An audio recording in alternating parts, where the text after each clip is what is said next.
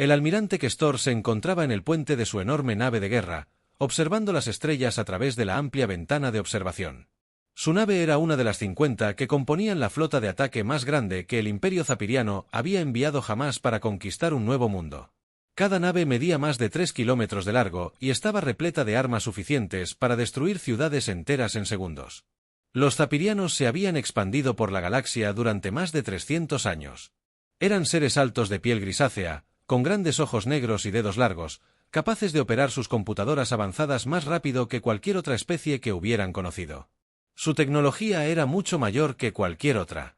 La mayoría de los mundos poseían cañones de plasma capaces de derretir cualquier armadura, escudos que podían detener armas nucleares y naves que podían viajar entre estrellas en días en lugar de años. Questor había liderado personalmente la conquista de 12 mundos diferentes. El patrón era siempre el mismo: su flota llegaba, exigía la rendición y en cuestión de horas, el gobierno local se rendía. A veces, algunas almas valientes intentaban contraatacar con sus armas primitivas, pero esto nunca duraba mucho.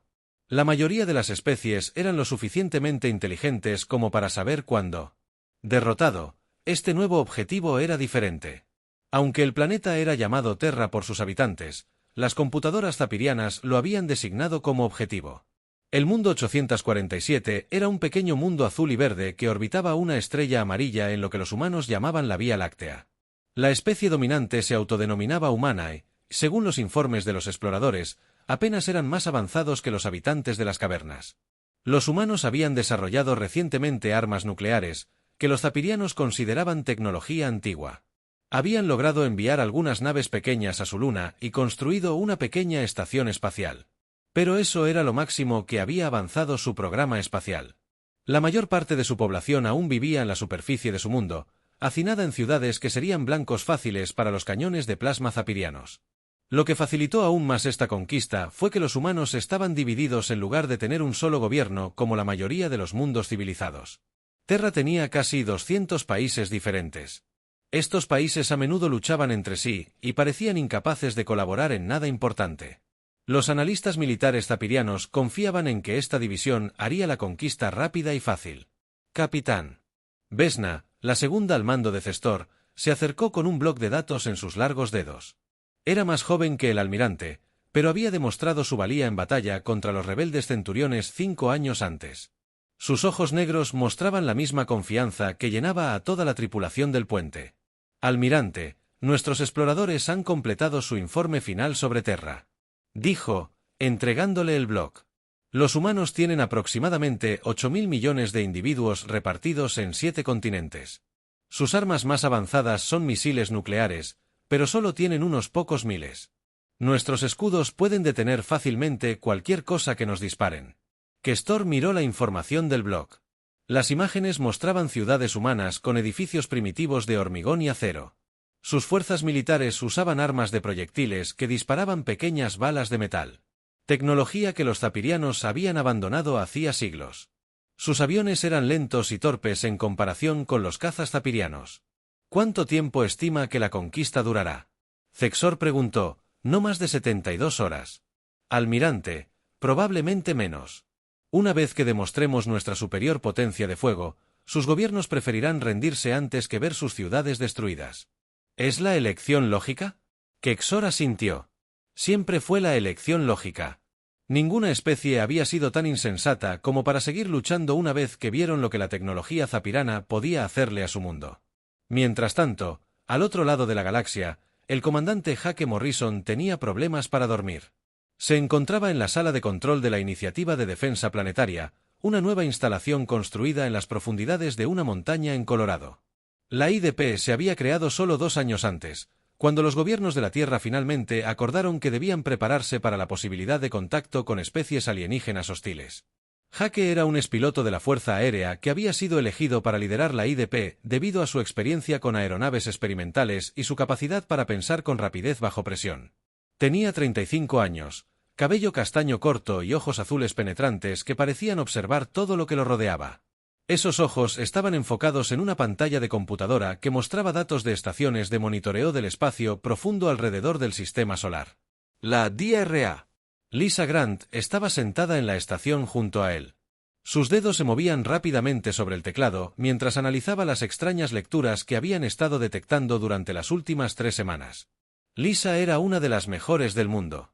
Expertos en la posibilidad de vida extraterrestre habían pasado años estudiando cómo podría ser la biología extraterrestre y cómo podrían comunicarse las diferentes especies. «Jake, mira esto», dijo Lisa señalando un patrón de ondas en su pantalla. «Estas lecturas de energía definitivamente no son naturales. Algo grande se está moviendo por el espacio hacia nuestro sistema solar y está usando tecnología». «No lo entiendo». El capitán Tony Hayes se acercó desde la estación de comunicaciones. Tony era un exeal de la Marina que se había unido a la PDI cuando se hizo evidente que cualquier contacto extraterrestre podría requerir una acción militar. Era un hombre corpulento, con brazos gruesos y una expresión seria que rara vez cambiaba, pero Jake sabía que era uno de los pensadores tácticos más inteligentes del ejército. «¿De qué tamaño estamos hablando?», preguntó Tony. Lisa revisó sus cálculos. «De nuevo, basándome en la salida de energía, diría que estamos viendo varios objetos grandes, quizás hasta 50, cada uno más grande que cualquier cosa que los humanos hayan construido jamás». La teniente Amy Foster levantó la vista de su equipo de comunicación. Amy tenía 26 años y se había unido a la PDI directamente de la universidad, donde había estudiado idiomas y sistemas de comunicación.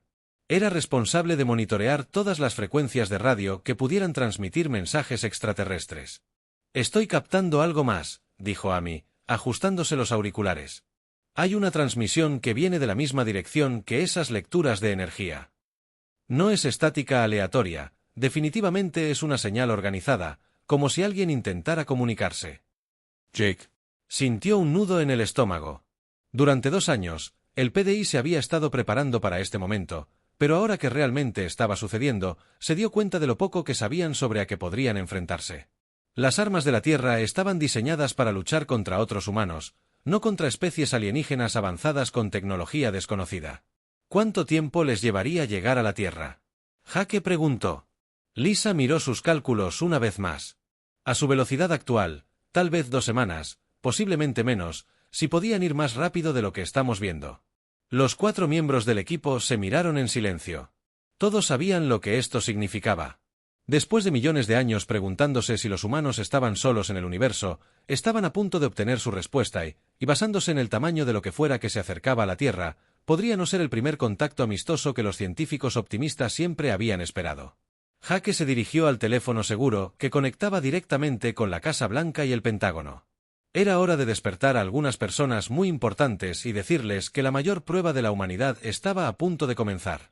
La flota zapiriana salió del hiperespacio cerca de la luna de la Tierra con un destello de luz azul que iluminó el lado oscuro. De Luna 50. Enormes naves de guerra, cada una de ellas plateada y brillante bajo la luz del sol, se posicionaron en una formación perfecta que podía verse desde la Tierra con telescopios básicos. El almirante Kestor había elegido esta dramática entrada a propósito. Quería que los humanos vieran exactamente a qué se enfrentaban en el puente de su nave insignia, Kestor.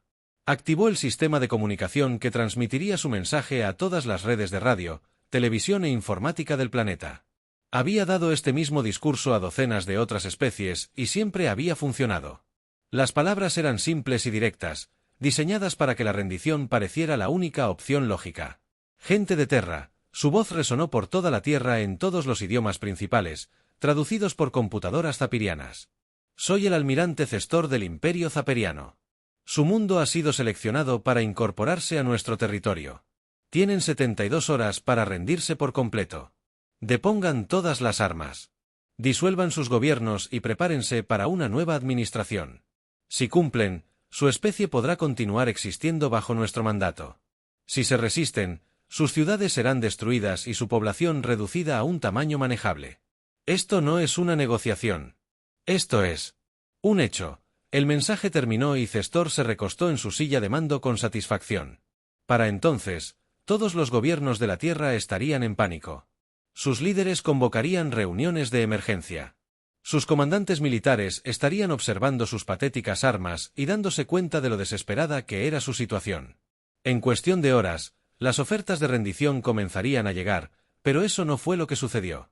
La presidenta Ellen Martínez estaba sentada en la sala de crisis de la Casa Blanca, rodeada de las personas más importantes del gobierno estadounidense, el general Rick Taylor, de Eido.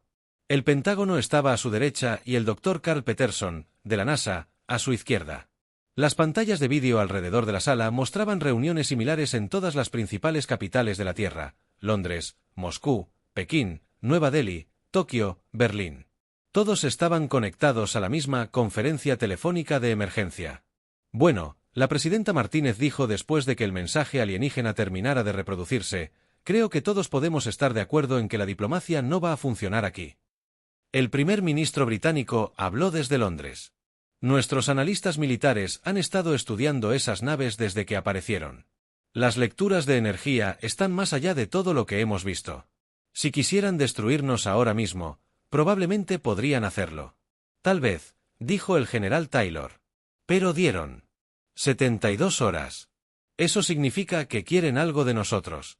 Los planetas vivos y muertos no le sirven a nadie, comandante. La voz de Jake Morrison llegó a través del sistema de comunicación desde la sede de la PDI en Colorado. Hemos estado rastreando estas naves durante 2 semanas. El Dr. Grant tiene algunas teorías sobre su tecnología que podrían ser útiles. Dra. Lisa Grant. La voz de S se unió a la conversación, basándose en sus firmas energéticas. Creo que sus armas funcionan sobrecalentando la materia y convirtiéndola en plasma, lo cual es increíblemente efectivo contra la mayoría de los objetivos, pero tiene debilidades. Las armas de plasma tienen problemas con ciertos materiales y requieren enormes cantidades de energía. Si pudiéramos encontrar una manera de drenar su energía o interrumpir sus sistemas de energía, el presidente ruso interrumpió. ¿Hablas de luchar contra extraterrestres que pueden viajar entre estrellas? Nuestros misiles ni siquiera pueden alcanzar sus naves correctamente. De hecho, dijo el Dr. Peterson, eso podría no ser cierto. Nuestro rastreo en el espacio profundo muestra que sus naves tuvieron que reducir significativamente la velocidad al entrar en nuestro sistema solar. No son tan rápidas ni maniobrables como pensábamos al principio, y se posicionaron cerca de la Luna, lo que significa que operan dentro del alcance de algunas de nuestras armas. La voz de la capitana Maya Rodríguez resonó en el sistema de comunicación de la Estación Espacial Internacional. Las he estado observando con nuestros telescopios. Esas naves son enormes, pero también están desplegadas en una formación muy organizada. Es como si no esperaran una resistencia real. Están posicionadas para la intimidación, no para la batalla. El presidente Martínez miró a su alrededor. ¿Qué me están diciendo? Que tal vez tengamos una oportunidad. El comandante Morrison respondió: les digo que tenemos algo que estos extraterrestres probablemente no han visto antes. Todas las demás especies que han conquistado probablemente estaban unificadas bajo un solo gobierno. Esperan que actuemos como un solo objetivo. Somos 200 países diferentes con diferentes ejércitos, diferentes estrategias y diferentes formas de pensar. El general Taylor asintió. Es cierto. Estos extraterrestres están acostumbrados a lidiar con un enemigo a la vez. Envían su ultimátum. El gobierno se rinde y se acabó. Pero no tenemos un solo gobierno. Tenemos docenas de potencias nucleares, cientos de fuerzas militares diferentes y miles de millones de personas que han luchado entre sí durante miles de años. Sabemos cómo luchar contra. El primer ministro chino intervino. Esto supone que podamos trabajar juntos. Históricamente, eso ha sido difícil. El presidente Martínez dijo: nunca nos hemos enfrentado a la extinción por extraterrestres. Creo que eso cambia las cosas. Durante las siguientes 6 horas, algo sin precedentes ocurrió en la Tierra. Mientras la flota ceeriana esperaba con confianza los mensajes de rendición, los gobiernos humanos estaban haciendo algo nunca antes logrado en la historia de su especie. Estaban creando una estructura de mando unificada. No fue fácil. Surgieron discusiones sobre quién estaría al mando, qué estrategias usar y cómo coordinar las fuerzas militares que habían sido diseñadas para luchar entre sí. Pero poco a poco, un plan comenzó a surgir. El comandante Morrison se encontró en el centro de todo. El cuartel general de la PDI se convirtió en el centro de comunicaciones de todo el planeta. La teniente Amy Foster trabajó 18 horas seguidas coordinando mensajes entre gobiernos, comandantes militares y organizaciones civiles. Sus habilidades lingüísticas resultaron invaluables, ya que ayudó a traducir no solo palabras, sino conceptos completos entre culturas que nunca habían confiado realmente entre sí. El capitán Tony Hayes comenzó a trabajar con líderes militares de todo el mundo, compartiendo información de inteligencia sobre las naves alienígenas y coordinando el posicionamiento de las armas de la Tierra. Las potencias nucleares comenzaron a mover silenciosamente sus misiles y submarinos a nuevas posiciones. Las fuerzas aéreas comenzaron a prepararse para un tipo de batalla que jamás imaginaron. La DRA. Lisa Grant trabajó con científicos de todas las principales universidades y centros de investigación de la Tierra, analizando cada dato que pudieron recopilar sobre la tecnología zapiriana. Físicos en Suiza hablaron con ingenieros en Japón, quienes compartieron información con investigadores en Brasil. Por primera vez en la historia de la humanidad, todas las mentes científicas del planeta trabajaban con el mismo objetivo. De vuelta en la nave insignia zapiriana, el capitán Bexa se acercó al almirante Questor con expresión de desconcierto. Almirante, no recibimos ningún mensaje de rendición de los gobiernos humanos. Questor levantó la vista de su pantalla táctica. Solo han pasado 6 horas. Algunas especies tardan más en aceptar la realidad que otras. Los centuranos resistieron casi un día entero antes de que vieran una razón. Sí, señor, pero nuestros sistemas de monitoreo están detectando actividad inusual en la superficie del planeta. Las fuerzas militares se mueven, pero no en retirada. Parecen estar reposicionándose. Questor se levantó y caminó hacia la pantalla principal, que mostraba la Tierra suspendida en el espacio bajo ellos. El planeta azul y blanco parecía pacífico e indefenso, como cualquier otro mundo que habían visto. Reposicionamiento conquistado. Para lo que pidió, no tienen nada que pueda amenazarnos, pero incluso mientras lo decía, el almirante Questor sintió la primera pequeña duda invadir su mente. En todos sus años de conquista, nunca había visto a una especie responder a su ultimátum organizándose en lugar de entrar en pánico.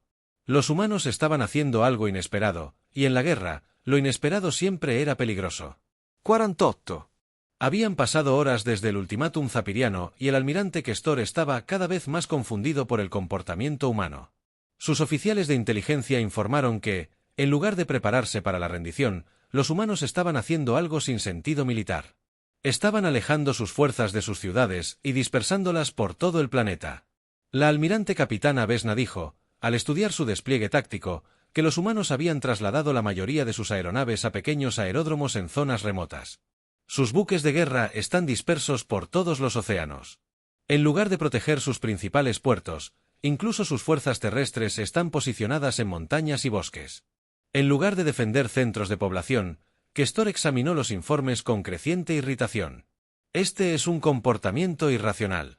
Están abandonando sus objetivos más valiosos y dispersando sus fuerzas demasiado para ser efectivas en cualquier lugar. Es como si quisieran que destruyéramos sus ciudades. Lo que el almirante no entendía era que el comandante Jake Morrison y su equipo habían pasado los últimos 2 días desarrollando una estrategia que iba en contra de todas las reglas de la guerra convencional. No intentaban proteger ubicaciones específicas, sino que estaban convirtiendo todo el planeta Tierra en un arma en las profundidades de la montaña Colorado.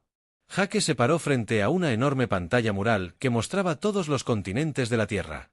Puntos rojos marcaban las posiciones de las unidades militares, mientras que las líneas azules mostraban las redes de comunicación que ahora conectaban todos los principales centros de mando gubernamentales y militares del planeta.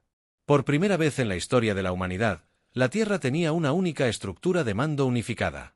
La DRA. Lisa Grant hizo un descubrimiento crucial sobre las naves zapirianas.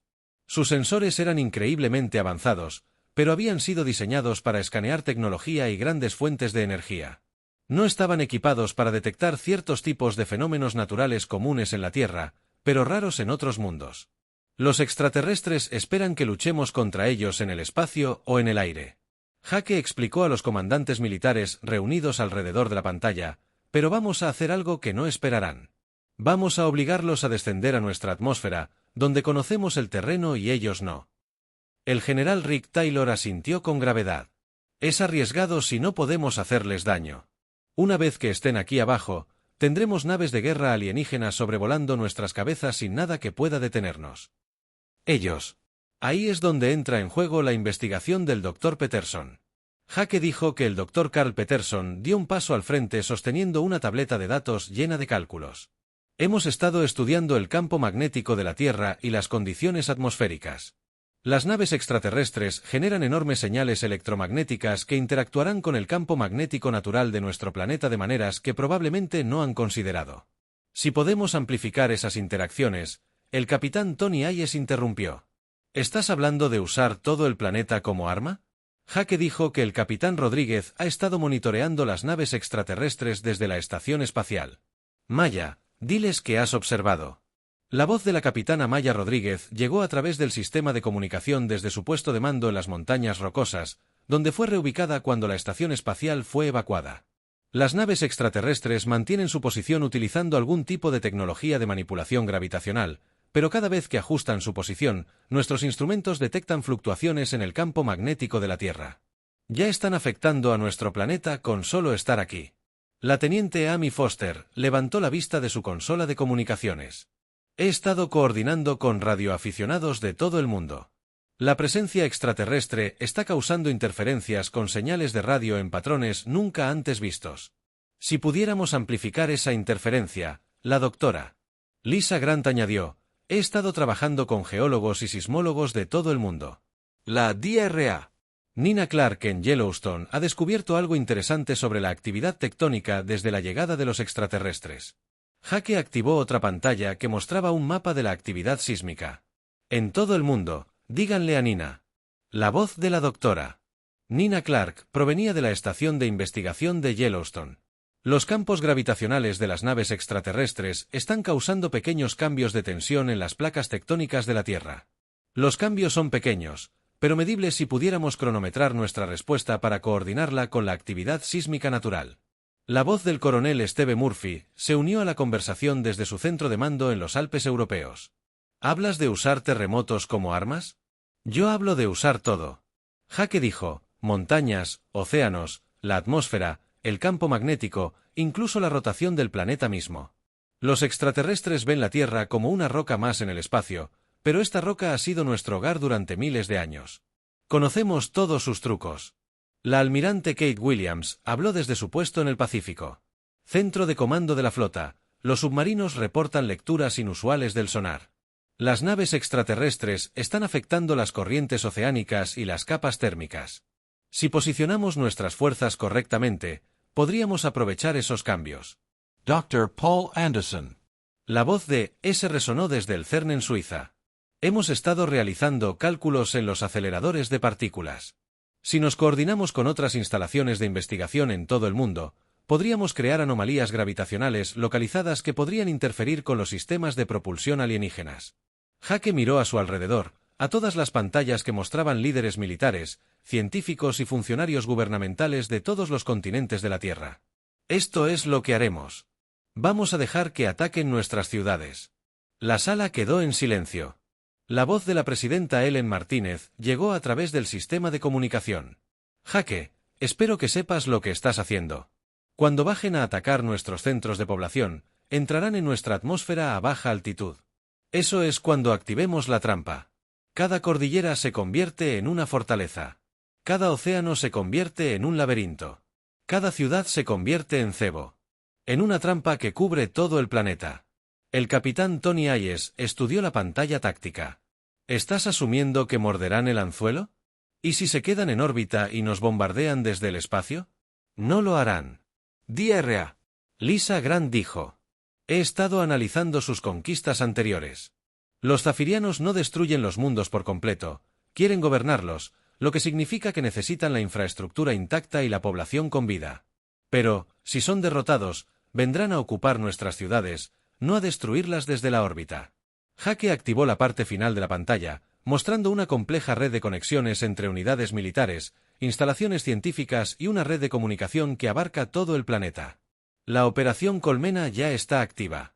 Cada persona en este planeta, militares o civiles, forman parte de una única red de defensa. Cuando los extraterrestres desembarquen, no lucharán contra ejércitos separados de diferentes países, sino contra todo el planeta Tierra. Quedaban 24 horas para la fecha límite zapiriana. En todo el mundo, las fuerzas militares humanas tomaron posiciones en lugares que los extraterrestres jamás esperarían.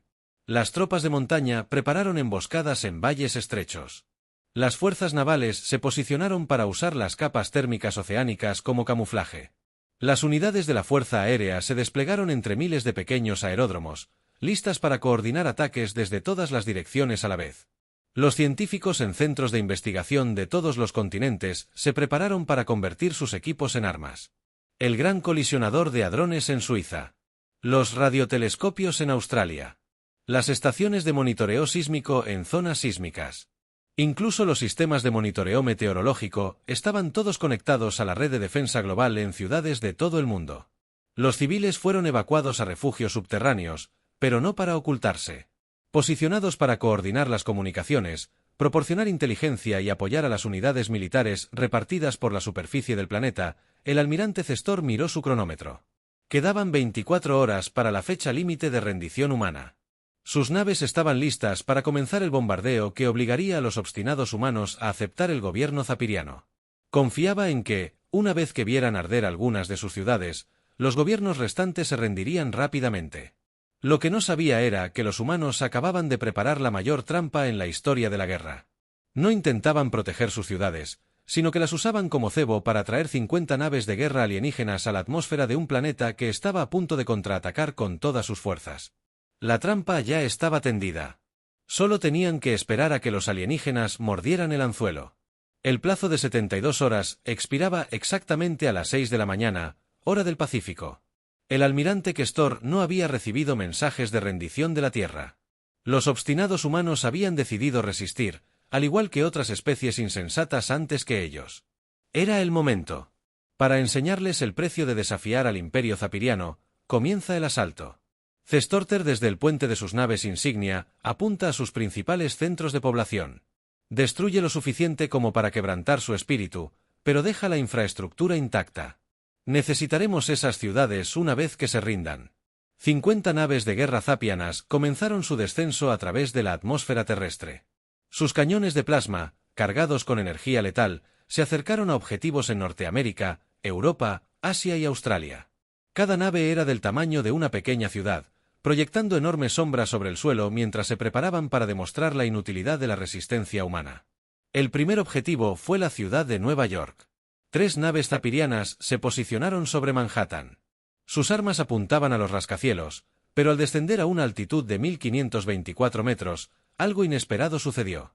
El comandante Jake Morrison estaba sentado en el centro de mando de la PDI observando las pantallas que mostraban las posiciones de las 50 naves alienígenas.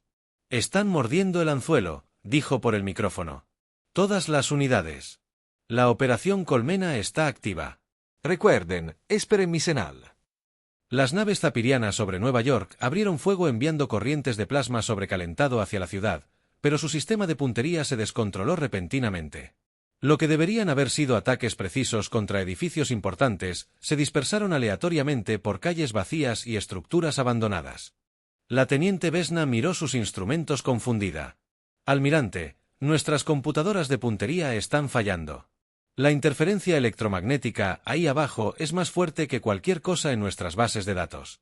Lo que ella no sabía era que la teniente Amy Foster se había coordinado con todas las estaciones de radio, torres de telefonía celular y dispositivos electrónicos de la ciudad de Nueva York para crear un pulso electromagnético masivo. Justo en el momento en que las naves abrieron fuego, el pulso interrumpió los sensores y sistemas de puntería alienígenas, lo que provocó que su primer ataque fallara todos los objetivos importantes. Pero eso fue solo el comienzo. El Dr. Paul Anderson activó simultáneamente los aceleradores de partículas del CERN y otras 12 instalaciones de investigación en todo el mundo. El estallido coordinado de energía creó anomalías gravitacionales que atrajeron a las naves zapirianas, lo que les impidió mantener sus posiciones en la atmósfera sobre el Océano Pacífico. La almirante Kate Williams observó desde su nave de mando cómo 3 naves zapirianas descendían hacia la base naval de Pearl Harbor. «Ahora», susurró en su radio. Los submarinos posicionados en todo el Pacífico dispararon torpedos especialmente modificados, equipados con ojivas de pulso electromagnético. No fueron diseñados para destruir las naves alienígenas, sino para interferir con sus sensores mientras las naves zapirianas intentaban atacar la base naval. Se encontraron volando a ciegas entre nubes de estática electromagnética. Al mismo tiempo, la doctora y Nina Clark activaron cargas sísmicas controladas a lo largo de la falla de San Andrés. La explosión, cuidadosamente calculada, creó un terremoto localizado que envió ondas de choque a través del suelo bajo las naves alienígenas. Los zapirianos nunca se habían encontrado con un planeta que pudiera literalmente sacudirlos del cielo.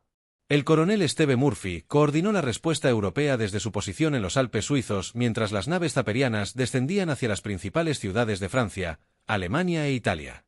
Las fuerzas militares europeas utilizaron las cordilleras como amplificadores gigantes de pulsos electromagnéticos. Las montañas enfocaron y dirigieron las explosiones de energía con precisión milimétrica, creando zonas muertas donde los sensores alienígenas simplemente dejaron de funcionar. En Asia se estaban utilizando tácticas similares con diferentes terrenos. Las fuerzas chinas utilizaron las montañas del Himalaya para crear avalanchas que llenaron el aire de nubes de escombros, lo que imposibilitó que los alienígenas vieran claramente sus objetivos. Las unidades japonesas se coordinaron con estaciones de monitoreo sísmico para crear con precisión temblores terrestres sincronizados que desbarataron los sistemas de navegación alienígenas. El almirante Kestor se dio cuenta de que algo andaba terriblemente mal cuando empezaron a llegar informes de sus 50 naves. Cada una de ellas experimentaba dificultades técnicas que sus computadoras no podían explicar. Las armas no alcanzaban sus objetivos, los sistemas de navegación fallaban y las lecturas de los sensores se volvían poco fiables. «Esto es imposible», dijo mientras estudiaba la pantalla táctica. «Los humanos tienen tecnología primitiva, no deberían ser capaces de interferir con nuestros sistemas». La capitana Maya Rodríguez coordinó la siguiente fase del ataque desde su centro de mando móvil en las montañas rocosas. Todas las unidades aéreas comienzan la segunda fase. Anunció que en todo el mundo miles de aeronaves humanas despegaron de pequeños aeródromos que los alienígenas no se habían molestado en atacar. No se trataba de grandes bases militares que aparecerían en los sensores zapirianos, sino de pequeñas pistas de aterrizaje ocultas en bosques, desiertos y valles montañosos. Aviones de combate, aviones de carga e incluso aeronaves civiles que habían sido convertidas para transportar dispositivos de pulso electromagnético se elevaron al cielo desde todas las direcciones a la vez. Las naves zapirianas se vieron rodeadas por enjambres de pequeñas aeronaves veloces que aparecían y desaparecían como insectos. Cada avión humano llevaba dispositivos diseñados por la doctora Lisa Grant para emitir frecuencias electromagnéticas específicas que interferían con la biología y la tecnología alienígenas. El capitán Tony Hayes dirigió equipos de fuerzas especiales en áreas urbanas que se habían convertido en campos de batalla tridimensionales a medida que las naves alienígenas descendían hacia las ciudades. Descubrieron que los propios edificios se habían convertido en armas. Los rascacielos estaban equipados con potentes transmisores que creaban zonas muertas para las comunicaciones alienígenas. Los túneles subterráneos permitían a las fuerzas humanas moverse sin ser vistas bajo las naves alienígenas, coordinando ataques desde ángulos que los zapirianos nunca esperaron. El punto de inflexión llegó cuando la capitana Maya Rodríguez tomó una decisión desesperada. Una de las naves zapiranas más grandes sobrevolaba Los Ángeles intentando atacar el centro de la ciudad a pesar de la interferencia electromagnética. Maya sabía que si esa nave lograba destruir un importante centro de población, podría quebrantar la moral humana. «Voy a entrar», anunció por la radio mientras subía a un avión de combate modificado equipado con tecnología experimental. «Maya, eso es un suicidio». La voz de Jake Morrison se quebró. «Quizás a través de sus auriculares», respondió, «pero alguien tiene que mostrarles a estos extraterrestres que los humanos no se rinden». Maya voló su avión en dirección. Miró fijamente a la enorme nave zafiriana, esquivando el fuego de plasma que iluminaba el cielo a su alrededor. Sin embargo, no intentaba destruir la nave alienígena con armas. Su avión estaba equipado con el dispositivo de pulso electromagnético más poderoso que la ciencia humana pudo crear. Voló directamente hacia el generador de escudos de la nave y detonó el dispositivo. El pulso electromagnético sobrecargó los sistemas de energía de la nave zafiriana, causando que sus escudos fallaran y sus armas se apagaran. La enorme nave comenzó a caer hacia el Océano Pacífico. Su tripulación, incapaz de detener el choque, se estrelló en todo el mundo. Otros pilotos humanos vieron lo que Maya había hecho y comenzaron ataques similares.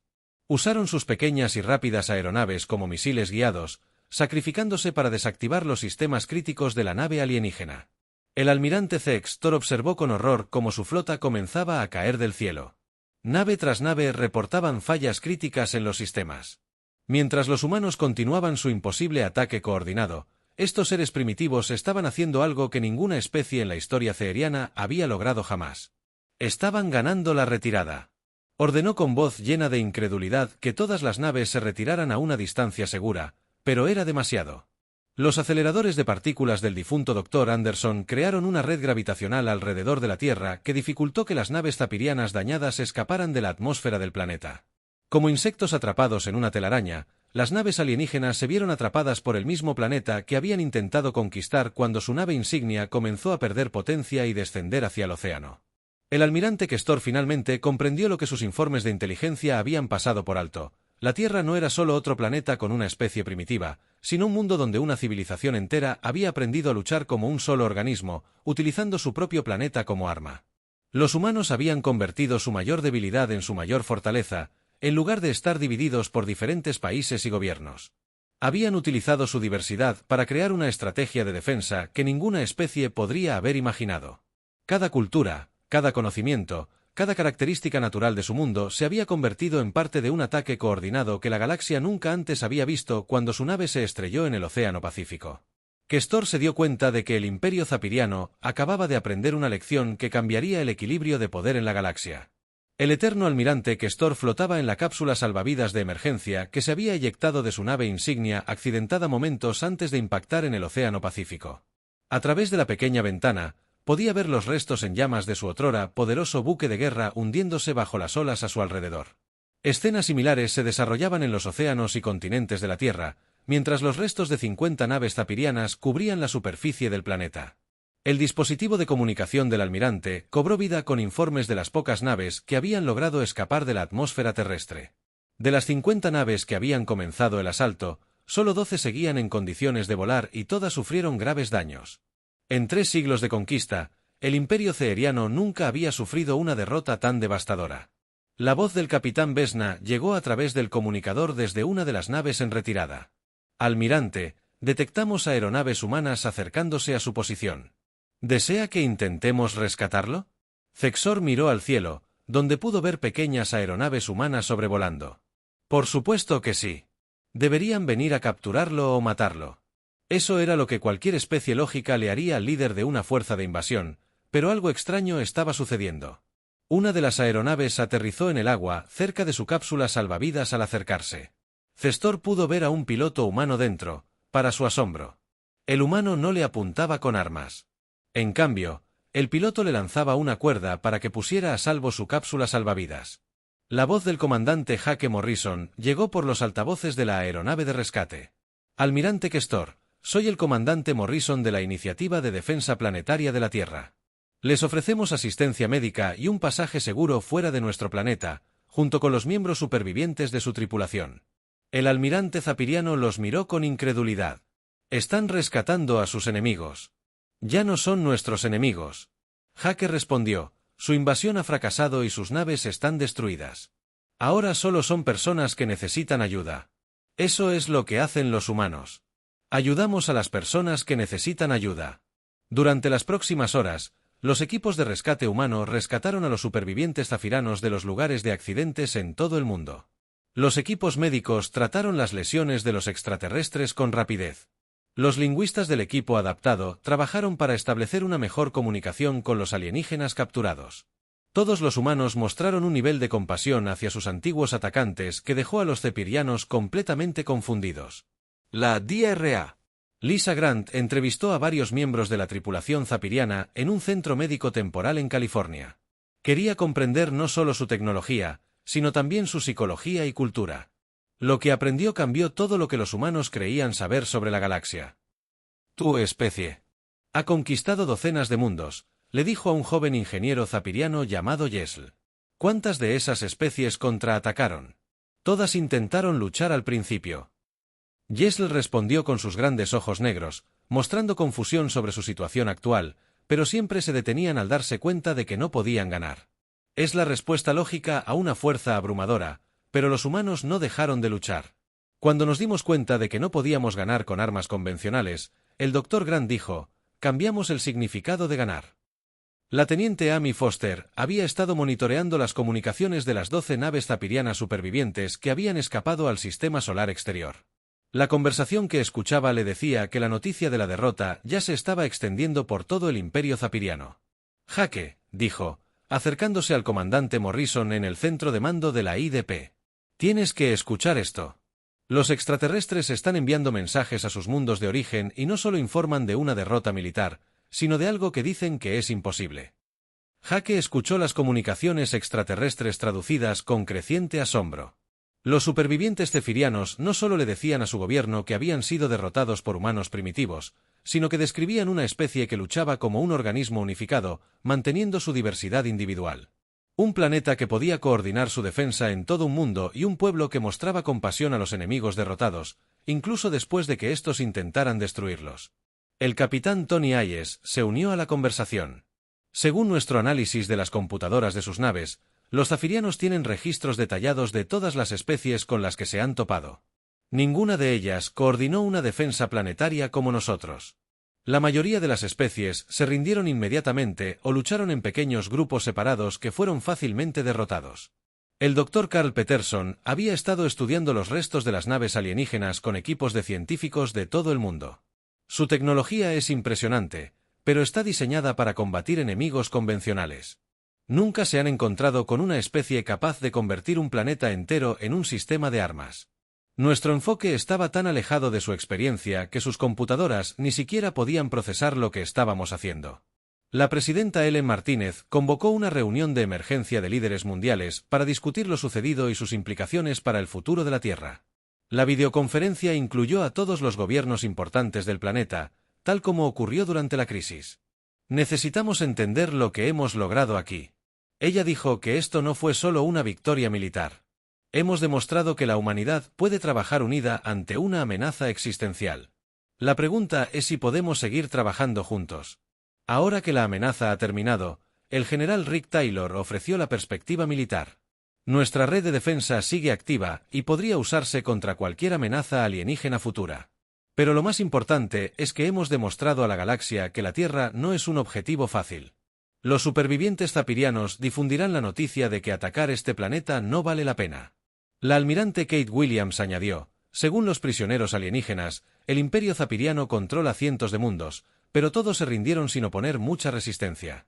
Podríamos ser la primera especie en derrotarlos en combate abierto, lo que cambiaría el equilibrio de poder en esta parte de la galaxia.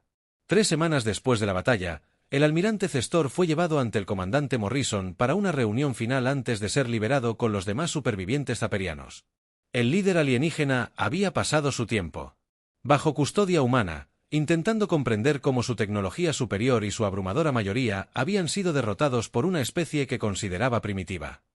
He estudiado tu especie durante mi cautiverio, dijo Cexor con la voz llena de algo que sonaba a respeto. No debiste haber podido coordinar la defensa que lograste. Tus gobiernos se odian. Tus culturas son completamente diferentes. Tus fuerzas militares usan equipos y tácticas diferentes. Lógicamente, deberías haber sido fácil de conquistar. Ahí es donde cometiste tu error, respondió Jaque. Nos analizaste como si fuéramos como cualquier otra especie que hayas conocido, pero los humanos somos diferentes.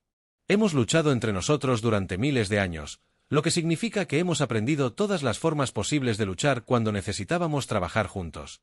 Ya sabíamos cómo usar todos esos diferentes estilos de lucha como parte de una gran estrategia. Hay algo más, dijo Cestor. Tu especie mostró misericordia a los enemigos derrotados en 3 siglos de conquista. Nunca he visto ese comportamiento. ¿Por qué no nos mataste cuando tuviste la oportunidad? Jaque sonrió porque eso no es. ¿Quiénes somos? Los humanos peleamos cuando tenemos que hacerlo, pero no peleamos porque lo disfrutemos. Luchamos para proteger lo que amamos, no para destruir lo que odiamos. Hay una diferencia. El almirante zapiriano asintió. Lentamente, llevaré este mensaje a mi gente. La Tierra no debe ser atacada de nuevo, no porque sus armas sean superiores, sino porque su especie es demasiado peligrosa para pelear en su territorio natal. Como los supervivientes. Las naves ceerianas abandonaron el sistema solar terrestre. Llevaban consigo una advertencia que se extendería por toda la galaxia. Había un pequeño planeta azul en un sistema estelar anodino donde una especie llamada humanos había hecho lo imposible. Habían convertido su mundo entero en un arma y se habían defendido de la tecnología superior con solo coordinación, determinación y la negativa a aceptar la derrota. El mensaje que se extendió de mundo en mundo fue simple: no ataquen la Tierra. Los humanos que viven allí han aprendido a hacer que su planeta se defienda, y ninguna especie en la galaxia está preparada para ese tipo de guerra. El comandante Jaque Morrison se encontraba en el centro de mando de la IDP observando las pantallas que aún mostraban la red de defensa global que había salvado su mundo. La red seguía activa, conectando a todos los gobiernos y fuerzas militares de la Tierra por primera vez en la historia de la humanidad. Su especie había trabajado realmente como una sola. ¿Creen que podemos seguir con esto? El capitán Tony Hayes le preguntó a Jake. Miró las pantallas que mostraban comunicaciones pacíficas entre antiguos enemigos, investigaciones científicas compartidas y proyectos de exploración espacial coordinados. Creo que acabamos de aprender que cuando los humanos trabajamos juntos podemos lograr cualquier cosa. Incluso la galaxia tendrá que acostumbrarse a esa idea. La Tierra se había convertido en algo más que un mundo más en la galaxia. Se había convertido en una advertencia, una lección y una esperanza, todo al mismo tiempo. Las especies que vivían allí habían demostrado que algunos planetas son demasiado peligrosos para atacar, no por sus armas, sino por su gente.